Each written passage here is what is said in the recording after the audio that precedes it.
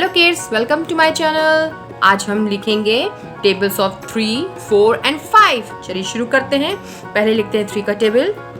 3 1 3, 3 2 6, 3 3 9, 3 4 12, 3 5 15, 3 6 18, 3 7 21, 3 8 24, 3 9 27, 3 10 30।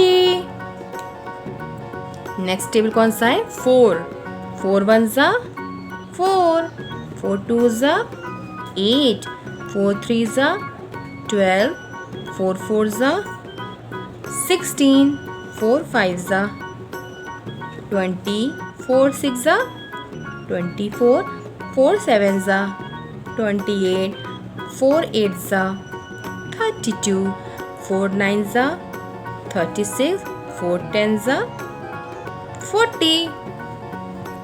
Next table है 5 5 1 5, 5 2 10, 5 3 15, 5 4 20, 5 5 25, 5 6 30, 5 7 35, 5 8 40, 5 9 45, 5 10 50। 3 1 3, 3 2 6, 3 3 9, 3 4 12, 3 5 15, 3 6 18, 3 7 21, 3 8 24, 3 9 27, 3 10 30। Next table 4 का 4 1 4, 4 2 8, 4 3 12, 4 4 16, 4 5 20, 4 6 24, 4 7 28, 4 8 32, 4 9 36, 4 10 40।